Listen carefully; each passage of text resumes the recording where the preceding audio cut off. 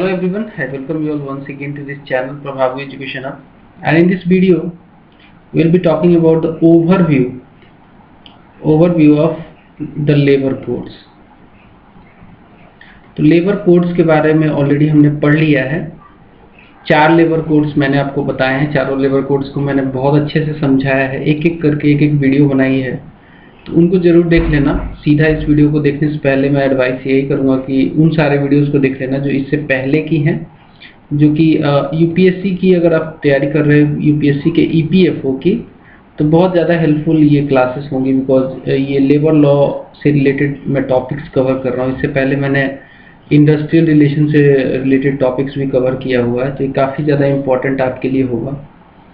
तो हम लोग इस वीडियो में बात करेंगे overview of the labour code. इससे पहले बता दूं कि चैनल पे नए हो तो सब्सक्राइब कर लेना, बेल आइकन को भी प्रेस कर लेना, इससे मेरे जो भी नए वीडियोस हैं उनका नोटिफिकेशन आपको मिलता रहेगा। ठीक है, तो ओवरऑल बात करें, थोड़ा सा बैकग्राउंड देखें तो 29 लेबर लॉज को हमने कंपाइल कर दिया था 4 कोड्स में, जो मैंने आपको बताया था। 4 कोड्स में हमने 29 टोटल लेबर लॉ, जो कि ये मतलब एक टॉपिक पे 2-2 लॉ हो गए थे। कहीं ना कहीं वेगनेस पैदा हो रहा था, कहीं ना कहीं कॉन्ट्राडिक्शन पैदा हो रहा था। डिफरेंट डिफिनीशन थे, जैसे वेजेस के डिफरेंट एक्ट्स में डिफरेंट डिफिनीशंस थे। तो अब ये प्रॉब्लम सॉल्व हो गई है, बिकॉज एक यूनिफाइड कोड आ चुका है। 4 टॉपिक पे हमने बांट दिया उसको, टोटल 29 एक्ट को हमने एमालगमेट कर दिया है, मिला दिया है। ओवरऑल बात करें तो ये जो 3 बिल वो सितंबर 2020 में पास हो गए थे और एक्ट बन गए थे 3 बिल। ठीक है, bill on social security, code on social security अभी हो चुका है, code on industrial relation and code on occupational safety, health and working condition. ये तीनों अब पास हो चुके हैं। ठीक है, इससे पहले वाला जो कोड है, कोड ऑन वेजेस, पहले ही पास हो गया था, तो अभी 4 टोटल कोड है। ठीक है, अब हम बात करेंगे कुछ कॉमन चेंजेस जो कि 2020 के लेबर कोड में हुए हैं। ठीक है, उसके बारे में कुछ कॉमन चेंजेस बात कर लेते हैं। ठीक है, कॉमन चेंजेस देख लेते हैं, जो कि पहले जो कोड थे 2019 वाले जो बिल्स थे उनमें नहीं थे, और अभी जो है 2020 वाला जो बिल है उसमें है। तो इसको हम बात कर लेते हैं। सबसे पहले तो appropriate government for central PSU, पहला पॉइंट यहाँ पे निकल के आता है। appropriate government for central PSU, ये क्या है, इसको थोड़ा समझने की कोशिश करते हैं। ठीक है, इसमें जो पहले वाला प्रावधान था 2019 वाला जो बिल था, उसमें बोला गया था कि गवर्नमेंट जो है वो एक्ट करेगी as a appropriate government for any central public sector undertaking. ठीक है, 2019 में बोला गया था, क्या बोला गया था कि जो सेंट्रल गवर्नमेंट है वो क्या करेगी, वो अप्रोप्रिएट गवर्नमेंट होगी, सेंट्रल गवर्नमेंट ही अप्रोप्रिएट गवर्नमेंट होगी फॉर सीपीएसयू। सीपीएसयू से मेरा मतलब है सेंट्रल पब्लिक सेक्टर अंडरटेकिंग। ये ऐसे अंडरटेकिंग्स होती हैं जो कि सरकारी होती है। सेंट्रल मतलब कि सेंट्रल गवर्नमेंट के द्वारा सेट की गई ये पीएसयूज होती हैं, जैसे मिनी रतन, महारतन, भेल, ये सब जो कंपनियां हैं ये सेंट्रल पीएसयूज में मानी जाती हैं। भेल, सेल, ये सब सेंट्रल गवर्नमेंट की कंपनियां हैं। ठीक है, सीपीएसयू कही जाती हैं। तो इनका अप्रोप्रिएट जो गवर्नमेंट बोला गया वो सेंट्रल गवर्नमेंट होगा 2019 वाले बिल में। लेकिन इसी को 2020 वाले बिल में चेंज कर दिया गया। 2020 वाले बिल में जो अभी कोड बन चुका है, 2020 वाला जो कोड आया ना, इसमें क्या बोला गया कि जो सेंट्रल गवर्नमेंट है, अगर बात करें हम सीपीएसयू की, सेंट्रल पब्लिक सेक्टर अंडरटेकिंग्स की, तो यहाँ पे 2020 वाले बिल में ये बोला गया कि सीपीएसयू की बात करें अगर, चाहे इसमें गवर्नमेंट का स्टेक कितना भी क्यों ना हो, ठीक है, इससे इनफैक्ट 50% भी अगर कम होता है तब भी गवर्नमेंट ही रहेगी सोल अथॉरिटी, सेंट्रल गवर्नमेंट। ठीक है, चाहे उसमें 50% से कम क्यों ना हो जाए। So the 2020 bill adds that the central government will continue to be appropriate government for central public sector undertaking even if holding of the central government in that PSU becomes less than 50% post the commencement of bill।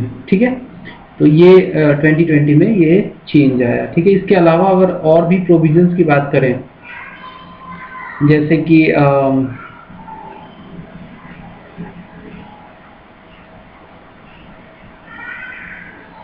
कि appropriate government for certain specified industry, specified industries के लिए कौन सा appropriate government होगा। ठीक है, यहाँ पे अप्रोप्रिएट गवर्नमेंट कौन सा होगा,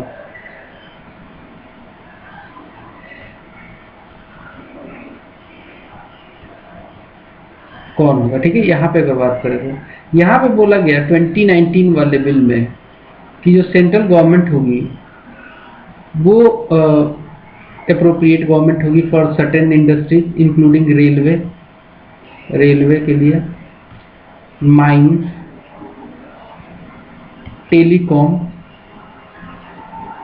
या फिर बैंकिंग, इन सब के लिए सेंट्रल गवर्नमेंट होगी अप्रोप्रिएट गवर्नमेंट। ठीक है, सेंट्रल होगा अप्रोप्रिएट गवर्नमेंट, ये इसी के अंडर आएगा। ठीक है, लेकिन 2020 बिल में क्या बोला गया, 2020 बिल में या फिर 2020 कोड में क्या प्रोविजन है वो जान लीजिए। यहाँ पे बोला गया कि अगर सेंट्रल गवर्नमेंट जो है इन सब के अलावा रेलवे, माइंस, टेलीकॉम वगैरह इन सब के अलावा भी कोई भी controlled industry that the government में स्पेसिफाई, कंट्रोल्ड इंडस्ट्री का भी, कंट्रोल्ड इंडस्ट्री यहाँ पे देखते हैं, इनके अलावा रेलवे, माइंस, टेलीकॉम, बैंकिंग वगैरह का तो कंट्रोल रहेगा ही सेंट्रल गवर्नमेंट के हाथ में।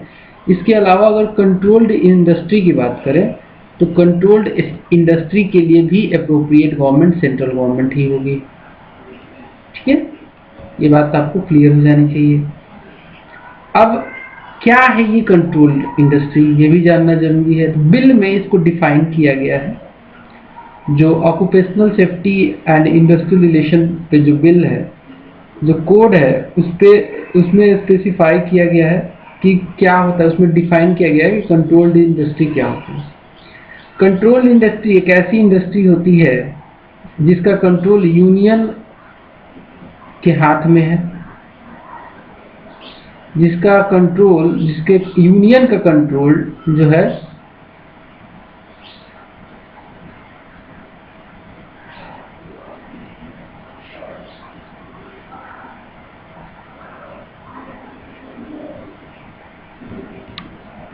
पब्लिक इंटरेस्ट में काम करने वाली इंडस्ट्री को बोला गया कि वो सारी कंट्रोल्ड इंडस्ट्री होगी और इसका जो कंट्रोल होगा सेंट्रल गवर्नमेंट के हाथ में होगा। तो इसका मतलब है कि 2020 वाले प्रोविजन में ऐसा बोला गया कि apart from railway, mines, telecom, banking तो रहेगा ही हाथ में, साथ में कंट्रोल्ड इंडस्ट्री के लिए बेहतर मैं टर्म यूज करूंगा, पब्लिक इंटरेस्ट में काम करने वाली इंडस्ट्रीज के ऊपर भी सेंट्रल गवर्नमेंट का ही हाथ रहेगा। ठीक है, उसी का कंट्रोल रहेगा ओवरऑल।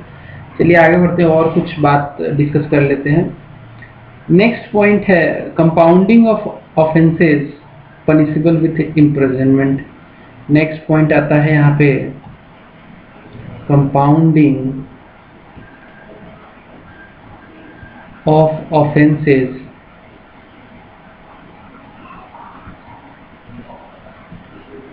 Punishable with imprisonment.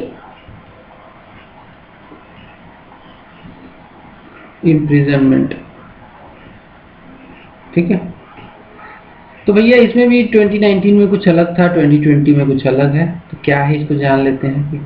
ठीक है, सबसे पहले तो ये जान लो कि 2019 वाला जो बिल था उसने बोला कि उसने अलाउ किया था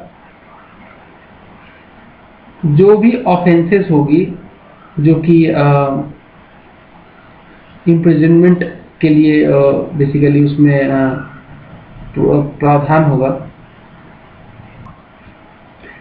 2019 वाले बिल में अगर कैद की सजा किसी को होती है, मान लो बिल को, एक्ट को फॉलो नहीं किया, कोड को फॉलो नहीं करने पे कैद की सजा का प्रावधान है। इसमें बोला गया कि इसको सेटल या फिर कंपाउंड किया जा सकता है, इसको सेटल या फिर कंपाउंड किया जा सकता है। मान लीजिए कि एक ऑफेंस है जिसके लिए सजा है, मान लीजिए मैक्सिमम सजा है उसके लिए 1 लाख रुपए जुर्माना है, या फिर 1 साल का जेल है। ऐसे समझो आप, 1 लाख का जुर्माना दे दो या 1 साल का जेल काट लो, ऐसे है, या दोनों हो सकता है। तो इसमें बोला गया कि ऐसे ऑफेंस को सेटल किया जा सकता है कंपाउंड करके, मतलब 1 साल का जेल है तो 1 साल के जेल के जगह पे ये 1 लाख दे दो, ठीक है, 1 लाख दे दो, हो जाएगा। या फिर दोनों है तो 1 लाख प्लस 50,000 और दे दो। 50% इसका 50%, 1 लाख का अगर 1 साल का जेल है तो इसका, अगर ये जेल अवॉइड करना चाहते हो तो 50% इसका भी देना पड़ेगा। कहने का मतलब है कंपाउंडिंग का मतलब है सेटलमेंट का प्रावधान था इसमें। लेकिन 2020 में बोला गया कि ये जो प्रावधान है ये तो रहेगा, ठीक है, इसमें बोला गया रहेगा। और ये बोला गया कि जो 1 साल का इम्प्रिजनमेंट है और फाइन है, ठीक है, 1 साल का जो इम्प्रिजनमेंट है, जो फाइन है, वहां पे कंपाउंडिंग 75% करना पड़ेगा, 50% की जगह 75% करना पड़ेगा, ठीक है, ठीक है। In the bill on occupational safety 50% भी, ठीक है, मतलब इसके 50% के जगह पे यहाँ पे, अब मान लीजिए कि इस केस में कोई ऑफेंस हुआ और वहां पे इम्प्रिजनमेंट का 1 साल का था और 1 लाख रुपए था, ठीक है, 1 लाख रुपया, या फिर इम्प्रिजनमेंट है 1 साल का, 1 साल की जेल की सजा थी, तो अब यहाँ पे 1 लाख तो देना भी पड़ेगा और साथ में 75,000 और देना पड़ेगा। तो बढ़ाया गया है, मतलब 50% से 75% यहाँ पे कर दिया गया है। अब ये हमने कुछ बात कर ली, इससे ओवरव्यू, ठीक है, देख लिया हमने इन सारे लेबर कोड्स का। अब हम बात करते हैं कुछ इश्यूज हैं इनसे रिलेटेड, सम इश्यूज, कुछ इश्यूज की बात करते हैं इन पार्टिकुलर। अगर कोड्स की बात करें, इन पार्टिकुलर लेबर कोड्स की, issues related to labour codes, ये क्या इश्यूज है एक एक करके देख लेते हैं। पहला इश्यूज यहाँ पे निकल के आता है, वो है definition of appropriate government. Definition of appropriate government, यहाँ पे बोला गया है, जैसे अभी मैंने आपको बताया था कि अगर मान लीजिए कोई सेंट्रल पब्लिक सेक्टर अंडरटेकिंग है, वहां पे गवर्नमेंट का स्टेक 50% से ज़्यादा है या फिर इससे कम भी हो जाता है, तब भी यहाँ पे अप्रोप्रिएट गवर्नमेंट जो होगी वो सेंट्रल गवर्नमेंट ही होगी। ये इशू बन के आता है कि भाई अगर 50% से कम स्टेक हो गया, लेस देन 50% हो गया, तो क्या जरूरी है? एक तरीके से देखा जाए तो सेंट्रल गवर्नमेंट का तो यहाँ पे पावर ही नहीं है, इसके स्टेक में ये 50% से लेस हो जाता है, मतलब सेंट्रल गवर्नमेंट के कंट्रोल में क्यों होना चाहिए, क्यों सोल अप्रोप्रिएट अथॉरिटी गवर्नमेंट होनी चाहिए जब इसमें 50% से कम हो जा रहा है स्टेक। तो पहला इशू तो यही है। दूसरा इशू ये है, हम लोग इशूज की बात कर रहे हैं, ठीक है, issues related to labour code. दूसरा जो इशू है वो है डेलीगेटेड पावर, डेलीगेटेड लेजिस्लेशन। अब ये टर्म समझना है, डेलीगेटेड लेजिस्लेशन क्या होता है। अब देखो, हमारे कॉन्स्टिट्यूशन के हिसाब से